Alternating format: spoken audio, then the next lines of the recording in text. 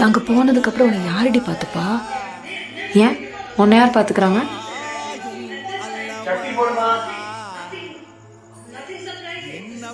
ம்?